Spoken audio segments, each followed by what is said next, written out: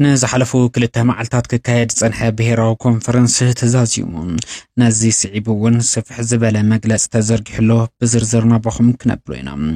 نحنا بهرسب كنا من إيروبا حويسو كاب كلهم ورداتات طابعتات كتماتات تجري بكبابينان بحزبنا استمرس أن توكلت حزب تجري كمون كلهم بهراوي تكالات تجرينا مالتون بهراوي بوليتيكا ودبات أمرر حاسراوي تجري زتفرالي كفالات محبرسب تكالات هايمانوتن سيفيك محبراتن زوكلنا بدمر 367 دقة تجري حزباو كونفرنس نبهراو حدنت حزب تجري بالزبل زتسيم مدرك عالسن بهراو حدنت نمحاسب بهراو حلو عند حنت تجري بالزبل مري حساب بتمرته جزياوي من محدار تجرين ودب حزباو ويانا حرنت تجري كاب 24 اسكا 25 مسكرم كلتشن 18 عام تمرت بعقوزات زراجز زتخايد اخيبا ابي زحلفو 3 سومنات ابي ملأ تجري وفر بهراو حدنت بالزبل نايز تخايد مدرخات مزازم زخون اخيبانا بحدش منفسن ونن وعيميته ابي زكايدنا لو بهراو كونفرنس حزب تجرينا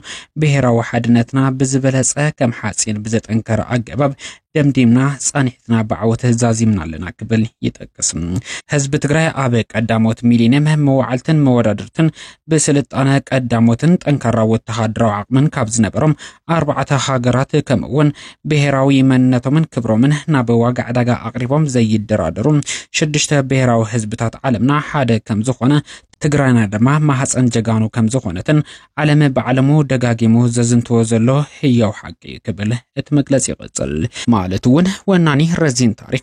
عميق بحلي نوح ادما زلو قانقطات كمن كوناما ساهو غزن تجرينان بعل بيت معبل سلطانه يحم فونت دعامات ماي عدارش اقسم وزتكمون فطراي اربحي فلماي تتقماي سنزراتم عدي قداموت فلسفاتاتن بزحت زيت نغرلم تمرامرتي سنه كواكبتي زفطر حزبي كم زخونه صحافتي تاريخ تمرامرتي زرغاغزو غدايوم يكون دامبر ناي وشت عدن وصان وررت حيلتات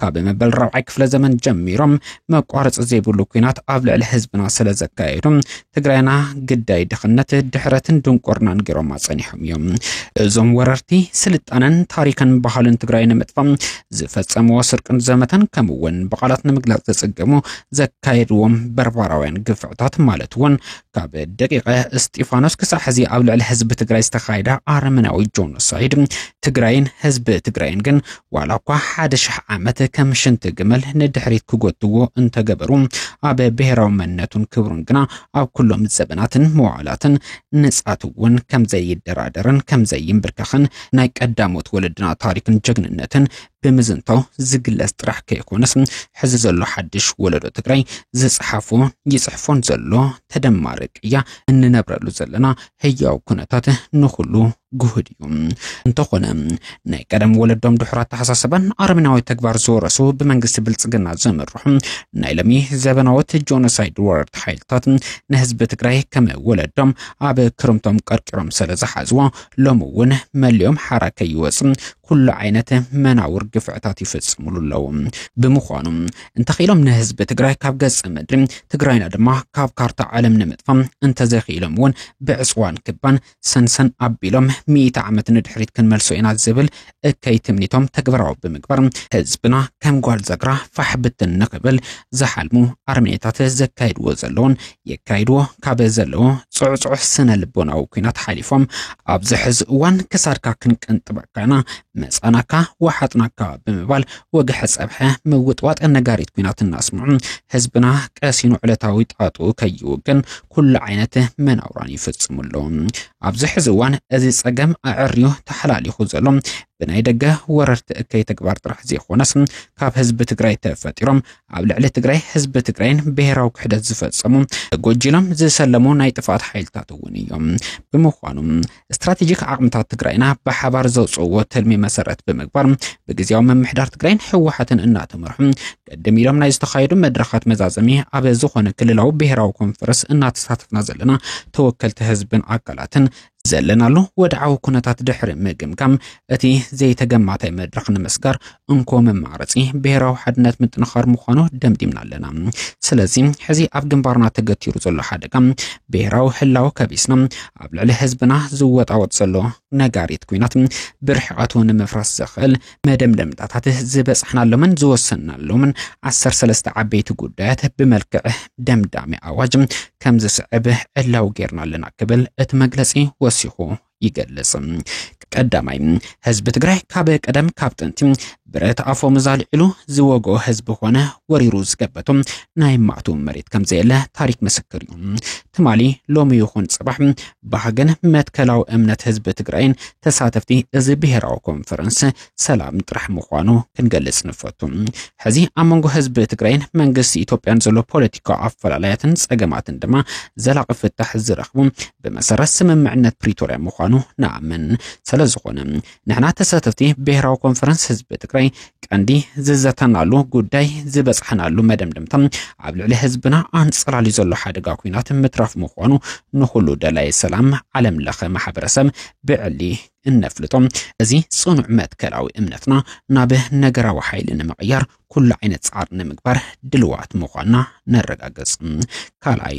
ጥቅምቲ 23 2015 ዓመተ ምህረት በአቆጣጽር ግዝ ኣብ መንጎ ውድብ ሕወሓትን መንግስቲ ኢትዮጵያን ዝተፈረመ ስምምዕነት ፕሪቶሪያ ሳልሳይ ዓመት ከቁጽር በጻብዕቲ ዝቁጽሩ መዓልታት ጥራሕ ተሪፍዎሎ ይኹን እምበር ዓበይቲ መሰረታዊ ጉዳያት እቲ ስምምዕነት ኣይተፈጸሙን ጥራሕ ዘይኾነስ በአንጻሩ መንግስቲ ኢትዮጵያ ዓለም ለኸ ማሕበረሰብ ክፋል ሃገራዊ ትካላት ደላይ ሰላም መዳርክቲ ኣካላት ኣብ ዝተረኸቡን ነቲ ስምምዕነት ዝፈረመ ልዕሊ 50 ዓመት ዘቑፀረ ውድብ ሕወሓት ኣፍልጦ ሕጋዊ ስርዓት ሰርቲፊኬት ከልኪሉ ብሄራዊ ቦርድ መረፃ ኢትዮጵያ ክስረዝ ገይርዎ እቲ ስምምዕነት ከም ድላዩ በተደጋጋሚ እናጣሓሶ ይርከብ ስለዝኾነ መንግስቲ ኢትዮጵያ ስምምዕነት ፕሪቶሪያ ንጎን ገዲፉ ንሕወሓት አግሊሉን ሰሪዞን የካይዱ ዘሎ ኩሉ ዓይነት መንቀሳቀስ በጥብቂ ከም እንቃወም ነፍልጥ ዋላኳ ህዝባዊ ወያነ ሓርነት ትግራይ ቀድሚ 50 ዓመት ሕጋዊ አፍልጦ ዝረኸበ በወረቀት ከይኾነስ ብምልአተ ህዝብና ምዃኑ ግልጽ ዋላኳ እንትኾነ ሕዝውን ካብ ልብ ህዝብ ትግራይ ምፍሓቅ ከም ዘይካል በተግባር ዝተመስከረሉ እንትኾነ አፍልጦ ሕጋዊ ሰውነት ሕወሓት በመሰረት ስምምዕነት ፕሪቶሪያ ናብ ዝነበሮ ክምለስ ነጽውዕ ሳልሳይ ኣብዚ ሕዝዋን ቀንዲ ውራይ ህዝብ ትግራይ ንዝሓለፉ 5 ዓመታት ብፀሓይ ነፋስ ቆሪ ሓያል ዝናብ ክራማት ኣብ ዝተበጣጠሰ ኣረጊት ኬንዳ ክነብር ተገዲዱ ዘሎ ልዕሊ 1 ሚልዮን ተመዛበላይ ህዝብ ኣብ ሱዳን ተሰዲዱ ከርፋሕ ናብራ ዝደፍእ ዘሎ ብ10 ኣሽሓት ዝቁፅር ህዝብና ከምውን ወረርቲ ሓይሪ ገቢቶም ኣብ ዝሓዝዎም ልዕሊ 40% ሉዓላዊ ግዛኣት መሬትና ብምሒር ብሄራዊ ዕብለላ ይሰቐ ዘሎ ህዝብና ናብ መረበቱ ክምለስን ሓራ ክወፅን ምግባር እዩ ነዚ ስቃይ ህዝብና ዝሽከም እንግዳ ስነ ልቦና ድሕር ሕዚ ፈጽሙ ክህልወና ይግባን ብምዃኑ በመሰረት ስምምዕነት ፕሪቶሪያ ዝተመዛበለ ኣብ ስደት ይሰቐ ዘሎ ህዝብና ድሕንነቱ ተሓሊና መረበቱ ክምለስ ተጎቢጡ ኣብ ትሕቲ ብሄራዊ ዕብለላ ዝነብር ዘሎ ህዝብና ሓራ ክወፅን በመሰረት ሕገ መንግስቲ ሉዓላውነትና ንኽኽበር ብሄራዊ ሓድነትና ኣደንፊዕና ከም እንረባረበ ቃልና ኣቱ ኣብዚ ካብ ኣፍልጦ ግዚያዊ ምምሕዳር ትግራይ ወጻኢ ዝተጸገመን ዝተመዛበለን ህዝብና ብምድንጋር ብሽርሒ ንምምላስ ዝግበር እከይ መንቀሳቐስ ተቐባልነት ዘይብሉ ምዃኑ እናፍለጥና ኣብዚ መናውራ ኢዶም ዘእትው ዘሎ ሓይልታትን ኣካላትን ካብ ከምዚ ዓይነት ተግባር ክቁጠቡ بتبقي نتحساسم رابعي نحنا زتفلالي كفالات حبرتسبن أكلاتن زوكلنا تساتفتي بهيراو كونفرنس زلنا بوليتيكا أفلالي تحت تقرين حزب تقرين مخوانو أمينا حزي زلنا لهم نحلونا زي مهلاون تواسحين زي تجمعتين نوس مدرخ مسجار زكال بهيراو حدنتنا عطنا خيرنا كم عرقاي ربريمنا ترحن مخوانو دمدمنا لنا بز مسرت بهيراو حدنت تقرأي نمدلدال بونن ونن نمفتصام كمن الرباربه قالنا عطم حامشاي استراتيجيك عقمتات تقرأي قدم كبل زوسن ووسانتاتن عقمتاتن زتن آخرون وقتاو بمخانم بهصوص نابه نقراو حيل نمقيار عبا زق برب الجامنا كمن نوفيم ቃልናአቱም ሻርሻይ ካብዞም ዝሓለፉ ልዕሊ 7 ዓመታት ጀሚሮም ኣብ ልዕሊ ህዝቢ ትግራይን ዝተኻየደ ሎምውን ብዘይ ድምፂ ጥይት ብሰላሕታት ዝካየድ ዘሎ ህዝብና መሊኡ ዘጥፈ ጆኖሳይዳዊ ኩናት ኣብ ልዕሊ ህዝብና ይበፅሖን ዘሎ ስነ ልቦናዊ ማሕሰይትን ስነ ኣእምሮዊ ስንብራትን ዓቕሚ ኩለ መዳዊ ማሕበረ ኢኮኖሚያዊ ቅልውላው ህዝብና ወዲብና ዓቕሚ ብዝፈቀዶ መንገዲ ናብ ዳግመ ሕውየትን ህንፀትን ንምእታው ኣድላይ ኩሉ ዓይነት ጻዕርታት ከም እንገብር ቃልናአቱ ሻውዓይ ኣብ ዝሓለፉ 2 ዓመታት በሓፈሻ ኣብ ውሽጥና ዝነበረ ሕማቕ ፖለቲካዊ ኩነታት بوانانت ጉጅለ ብሔራዊ ክሕደት ብዝፈጸሞ ጥልመት ምክንያት ተፈጢሩ ዘሎ ስርዓት አልቦነት አንሳዕሪሩ ዘሎ አካብነት ግራይ ስእነት ሰናይ መምሕዳር ከምውን ፍትሕን መምሕዳራዊ ውሳነ ብብላዕ ኣብን ድገሉ ብጣዕማ ሰካፍ ኩነታት በጽሕና ኣለና በሐጺሩ ሎሚ ይርአ ዘሎ ዓሚቕ ምሽርሻር ክብርታት ህዝቢ ትግራይ ሓዊስካ እዞም ኩሎም ጸገማት ህዝብና አንጸርጽሩን ተስፋ ቆሪጹን ውዒ ቃልሲ ከይገብር ዙሑልማይ ብምኽዓው ሓደጋ ብሔራዊ ሕላወ ጫፍ ገደል ክበጽሕ ገይሩወሎም ስለዚ እዞም ጸገማት መሊኦም ሕድሕድና ክንባላዕ ዝገብሩ ምዃኖም ተረዲና በአካልናን በውዳበታት በመጥንኻር መንበርናውን በመልክዕ ኮሚቴ ፖሊሲንግ ተወዲብና ህዝብና ቀሲኑ በሰላም ከአቱን ክወጽን እጃምና በመውፋይ ትግራና ንናይ ውሽጥ ዘመት ይኹን ንናይ ደገ ወረርቲ ዓዲ እምቢታ ንምግባር ወሲናለና ብፍላይ ኣብዚ ሕዚ እዋን ተሓዋዊስካ ናይ መኻደ ጉዕዞ በበአካልና ብምግባር ተግባር ንምጽራይ ከም እንረባረብ ነፈልጥ ኣብዚ ግዚያው መምሕዳር ትግራይ ሓይልታት ጸጥታ ትግራይ በሓፈሻ ምስ ህዝብና ብፍላይ ድማ ምስ መናእሰይ ትግራይ ተወዲብካም ኣብ ልዕሊ ህዝብና ዝተፈላልዩ ኣረማውያን ግፍዕታት ዝፍጽሙ ዝነበሩ ገበነኛታት ካብ ዝተሓብዎ ሽጓጥ እናውጹ ኣብ ትሕቲ ሕጊ ምውዓል ጀሚሮም ተነጻጻሪ ለውጢ ይረአሎም ስለዚ እዚ ኣወንታዊ ቅዱስ ተግባር ንምብራክ እጃምና ንምጽዋት ቃል ክንኣቱ ንፈቱ ኣብዚ ሕዚ እዋን በሓፈሻ ስትራቴጂክ ዓቕምታት ህዝቢ ትግራይ ብሔራዊ ትካላትን ብፍላይ ዋልታ ማእገር ህዝብና ዝኾነ ሰራዊት ትግራይ ንምብታን በዋናነት ከቢድ ኩለ መዳዊ መስዋዕት ዝተኸፈሎ ህዝቢ ትግራይ መሊኡ ከይጠፍእ ዝተገብረ ዓወታት ህዝባዊ መኸተና ዘመራስሑም ከምኡውን ኣብ ልዕሊ ላዕሎት ወተሃደራውን ፖለቲካውን መራሕቲ ትግራይና ዝግበር ጸለምታት ሓሶት ትግራይ ብዘይ ኣመራርሓ ጥራሕ ኢዳ ኣትሪፍካም ትግራይ ትበሃልን ህዝባን ነብርያ ነብረን ንምግባር ወረርቲ ሓይልታትን ሓሻኽሮምን ንጉጅለ ብሔራዊ ክሕደትን መሻርክቱን ዝኣለምዎ እከይ ውዲት ብጥብቂ እናኾነና ግዚያዊ መምሕዳር ትግራይ እውን እዞም ነውራም ንቡር ዘይፈልጡ አካላት በሓፈሻ ኣብ ልዕሊ ብሔራዊ ትካላት ብዋናነት ኣብ ስትራቴጂክ ኣመራርሓ ትግራይ ብፍላይ ባዕለን በብመድረኹም መስደመም ቅያስ ሰሪሕን ጀጋኑ ዋዕረታት ሓየት ዝፈጥራ በሓፈሻ ኣብ ልዕሊ ደቂ ኣንስትዮ ትግራይ ብቐንዱ ኣብ ልዕሊ ልምዓት ጉጅለ ዝፍጸም መሕፈራይ ግፍዕታት ሕዝውን ብውልቀ ብውድብ ብሚድያን ስውር ኔትወርክን ዝነዝሕዎ ዘሎ መዕናዋይ ናይ ጥፋት ጸለመ ብሕጋዊ መንገዲ ስርዓት ንምትሓዝ ዝወስዶም ስጉምትታት ብምድጋፍ እጃምና ከምነወፊ ቃልናአቱ ታሻይ ቀድመ ኣዋረ ህዝቢ ትግራይ ምስ ህዝቢ ኤርትራ ጀሚርዎ ዘሎ ርክብ ናይ ክልቲኦም ህዝብታት ድሌትን እንኮ ሕርያ ሰላም ምዃኑ ንፈታውን ጸላን ብግልጺ ኣርእዩ ስለዚ ዝርክብ ህዝብን ህዝቢ ሕውነትን ምሕዝነትን ሓቢርካ ምዕባይ ዘጠናኽረ ዝተቀደሰ ተግባር ዘለና ናዕዳ ድጋፍን እናገለጽና ተጠናኺሩ ናብ ዝለዓለ ብራኸ ንኽሰጋገር እጃምና ከምነወፊ ቃልናአቱ ርክብ ህዝብን ህዝቢ ምስ ህዝቢ ኤርትራ ጥራሕ ዘይኾነስ በሓፈሻ ምስ ኩሎም ብሔር ብሔረሰባትን ህዝብታትን ኢትዮጵያ ብፍላይ ምስ ጎራብት ህዝብታት ዓፋር ኣገው ኣምሓራ ከምኡውን ካብ ዝሓለፉ 50 ዓመታት ጀሚሩ መዕቆቢ ሓብሓብ ህዝቢ ዝኾነ ርህሩህ ህዝቢ ሱዳን ርክብ ብዝበለጸ ንምሕያል ዓቕምና ዝፈቐዶ ኩሉ ንምግባር ወሲና ኣለና ኣስራይ ላዕላውነት ምርጋጽ እንትበሃል ግዛኣታዊ ሓድነት ብምምላስ ጥራሕ ዝግለጽ ኣይኮነን ናይ ህዝብና ናይ ምውሳን ስልጣን ህያው ንምግባር ቅድመ ኩሉን ልዕሊ ኩሉን ህዝቢ ትግራይ ብምግቢ ባዕሉ ክኸለልዎ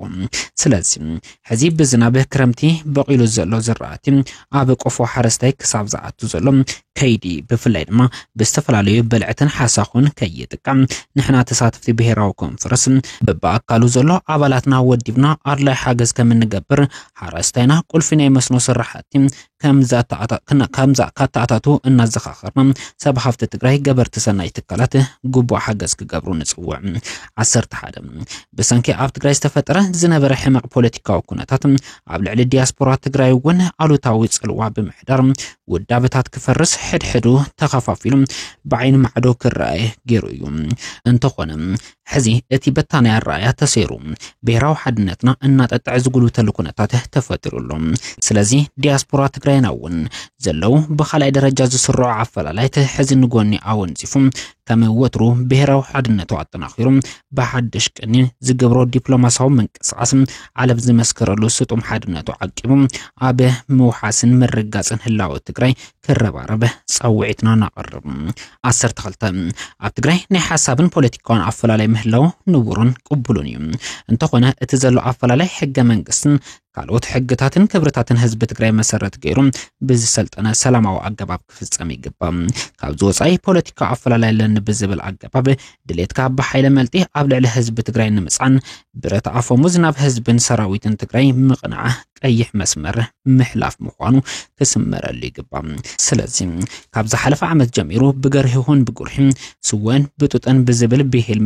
ብምክታል ተፋፊልካ ግዛ መሳርሒ ወረርቲ ጉጅለ ብሄራዊ ክሕደት ኮይንኩም ኣብ ልዕሊ ህዝብ ትግራይ ሰራዊት ትግራይን ጥቃዓት ንምፍጻም ትገብርዎ ዘለኹም መንቀሳቀስ ብጥብቅ ንኹንን በአንጻሩ ብረት አፈሙዝ አልኢልኩም ዝነበርኩም ደቀ ትግራይ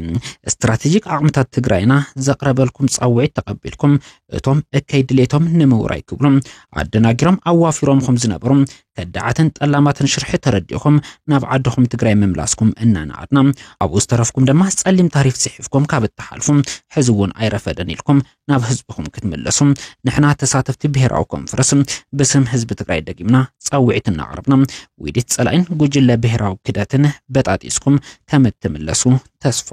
ብምግባርዮም 13 ብደም ዕጽምቲ ህዝብ ትግራይ ዝተጠረየ ኣብ ውሽጢ ዓዲ ዘሎ ሚድያታት ትግራይ ኣብ ወጻኢ ኮይኖም ብሳተላይት ዘመሓላለፉ ሚድያታት ብውልቀን ጉጅለን ተወዲቦም ህዝባዊ መኸተና ኣብ ምዕዋት ዝተረባረብኩም ዩቱበራትን ነጠፍቲ ኦንላይን ሚድያታትን ደቂ ትግራይን ከምውን ሰብ ሞያ ስነ ጥበብን ስነ ኪነት ትግራይን ዝተጻወትኩምን ተጻወትዎ ዘለኹም መተካታ ዘይብሉ ተራም ኣብ ታሪክ ህዝብ ትግራይ ናይ ባዕሉ ፍሉይ ቦታ ሒዙ ወለደታት እናተቀባበልዎ ዝነብር ህያው ተግባር እዩ ሕዝውን አጋጢሙና ዘሎ ብሄራዊ ሓደጋን ህላውን ንምኽባስም عزوز ترى كم تتصاوتو نحنا تساتفتي بهراو كونفرنس نتأمامنينا بأنصارهم كاب صباح سممعنات بريتوريا جميرهم كساحزين أنصار ربحات حزب تجراين تطويلكم حزب تجراي بخباباو نتخفافيلهم حدو كتشافن بهراو تكالاتنا نخفرسهم بقندو عوتات حزباو مختنا صلولو እናለኸኹም بمنشاو مرزام زربا صلئين تنزحو زلخم ميدياتاتم تاريخي رزي يبلو بسالات تعرفو كم زلخم تغنزيبكم كابزي تكباركم كتكتبو نسوع ጊዜያዊ መምሕዳር ትግራይ ድማ ኣብተን እንቆጥሪት ህዝብ ትግራይ ዝኾና ሚድያታት ቁልጥፍ ምትዕራይ ንኽግበር ግቡእ ኣመራርሓ ብምሃብ እዘን ሚድያታት ኣብ ጎኒ ዘይተዛዘመ ህዝባዊ መኸተና ክስለፋ ሙያዊ ስነ ምግባር ጥራሕን ተኸቲለን ክሰርሓ ኣድላይ ዘበለ ጻዕሪ ክገብር በአንጻሩ ኣብ ናይ ጥፋት እከይ ተግባር ተሸኺሎም በስም ናጽነት ሚድያ መዕነዋይ ተግባሮም ንምቕጻል ኣብ ልዕሊ ዝወሰኑ ኣካላት ሚድያ ጊዜያዊ መምሕዳር ትግራይ ዝወስዱ ሕጋዊ ስጉምቲ ብምድጋፍ እጃምና ክነውፊ ንሕና ተሳትፍቲ ብሄራዊ ኮንፈረንስ ቃልናኣቱም